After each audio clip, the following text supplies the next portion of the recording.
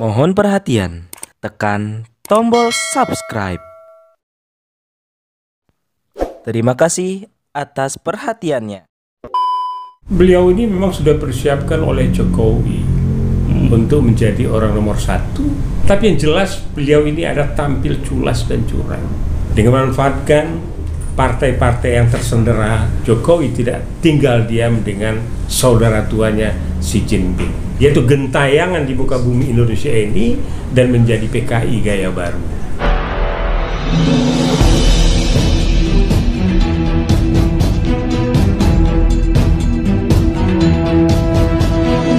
Saya Yani Muhammad, driver online Depok.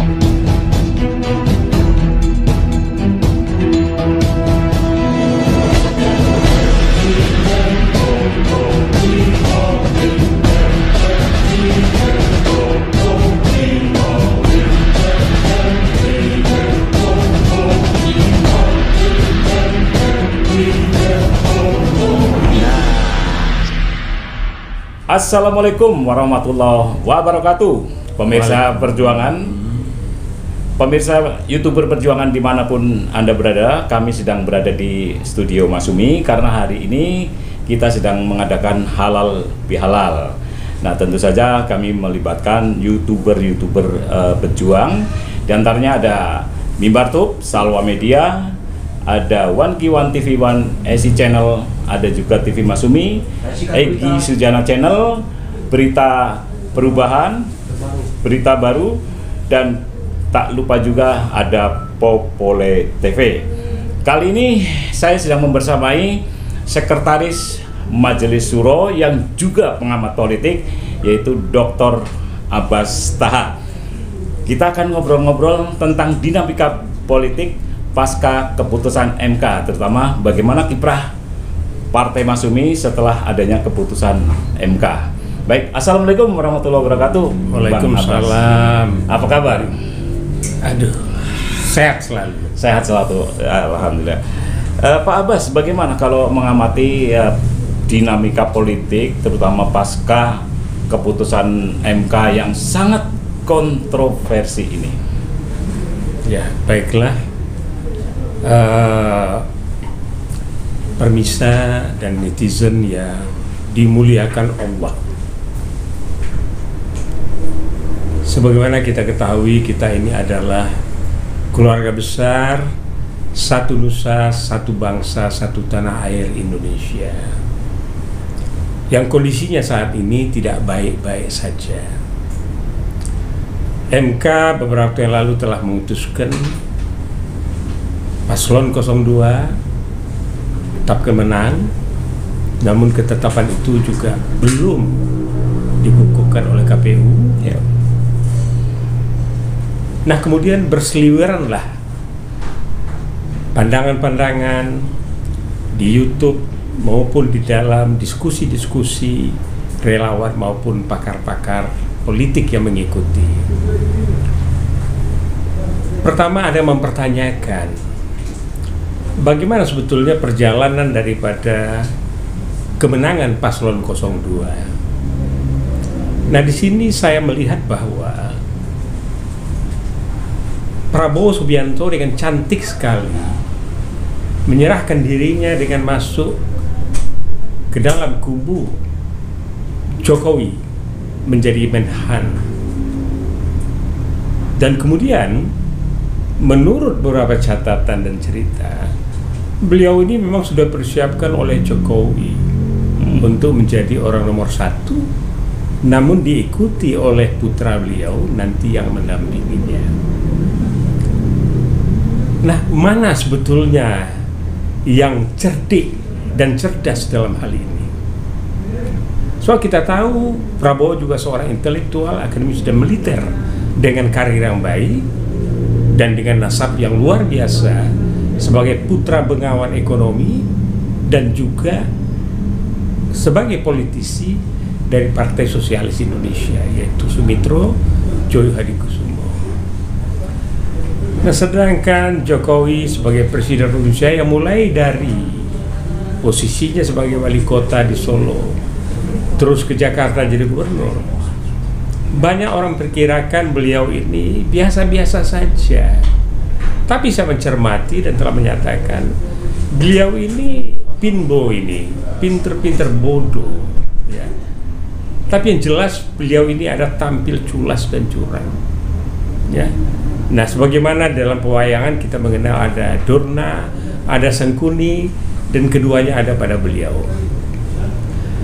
Nah, dengan dinyatakan menang tersebut, nah berhasillah Jokowi, artinya dalam hal ini yang telah melakukan sesuatu yang cantik pula, yaitu yang digadang-gadangnya Ganjar untuk tampil menjadi pilihannya untuk jadi capres dan didukung Jokowi, kemudian disambar oleh Ibu Mega, dan kemudian dengan cantiknya pula Jokowi mendorong Prabowo dan kemudian meloloskan Gibran melalui satu mekanisme yang merusak konstitusi sehingga dikatakan cawapres haram.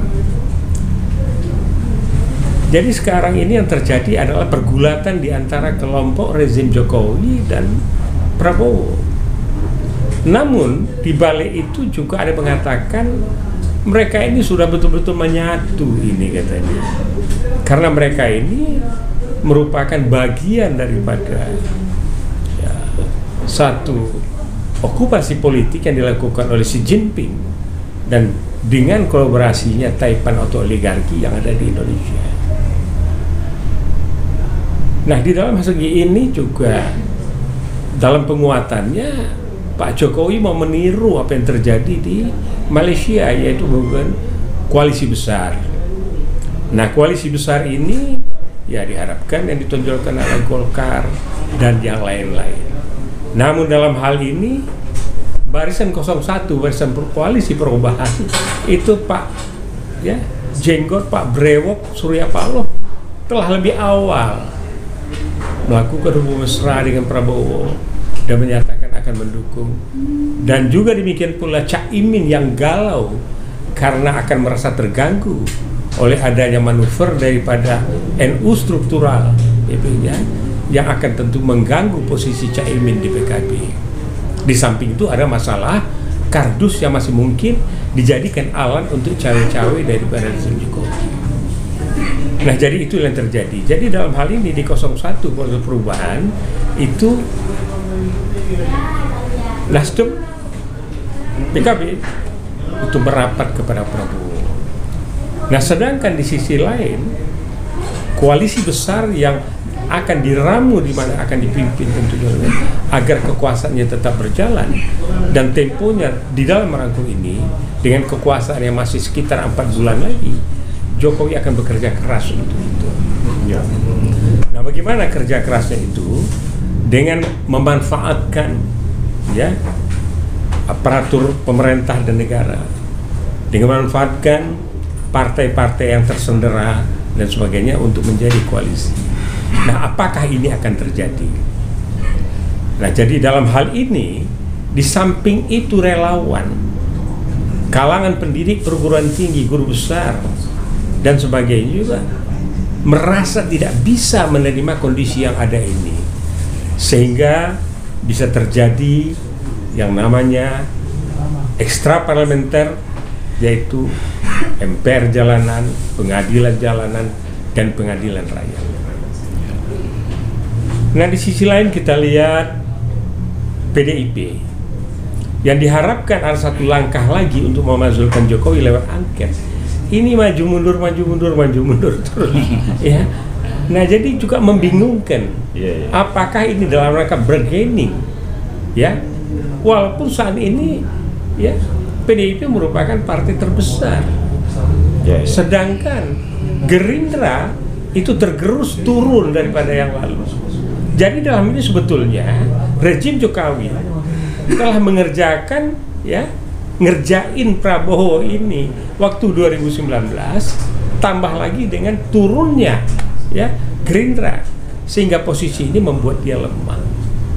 Nah, jadi tentunya dalam hal ini ya sekondan yang ada di dalam partai Gerindra seperti Sumidasko, ya, Fadlison ya, itu politisi ulung dengan anak santri Pekalongan ya, Ahmad Muzani, dan juga di situ ada Kauripan dan berbagai jenderal yang ada. Tentu ini tidak akan tinggal diam.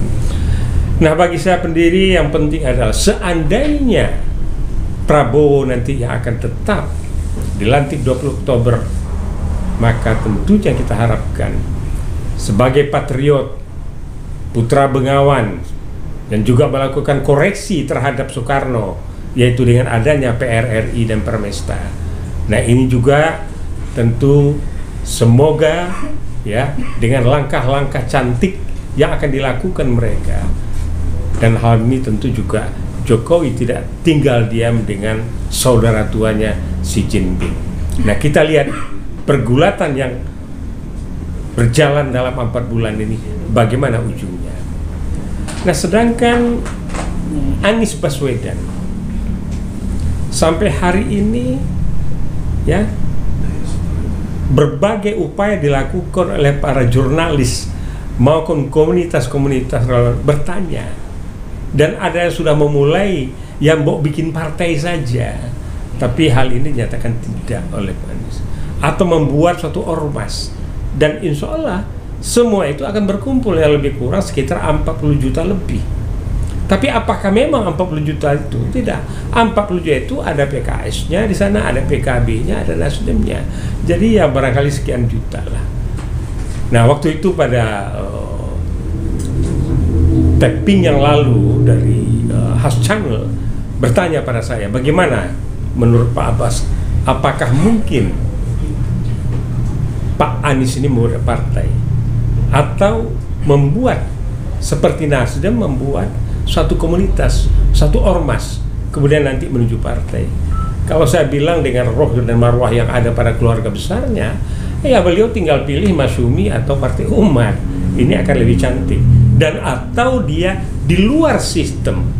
Tapi yang jelas kalau beliau merapat ke komunitas Prabowo yang akan memegang pemerintahan ini, saya rasa ini akan sangat ya menyakiti, melukai hati relawan, dan juga legasi beliau dan keluarga beliau juga akan menjadi tanda tanya besar dan tercoreng di dalam masyarakat. Nah, jadi tentunya kita tahu Anies Rashid Baswedan itu bisa punya tempat yang lebih luas. Oxford misalnya di Inggris itu sudah beliau ikut di sana. Jadi kalau beliau menjelang 2029 ini menempatkan dirinya sebagai ya orang yang diperlukan untuk perbaikan nusa bangsa untuk NKRI ini, maka siogianya beliau berada di luar sistem.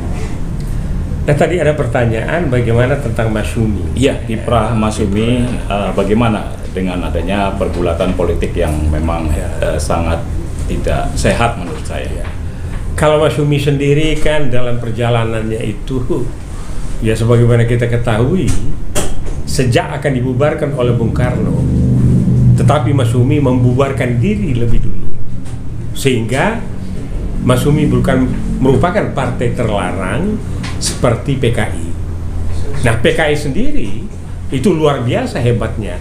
Dia itu gentayangan di muka bumi Indonesia ini dan menjadi PKI gaya baru.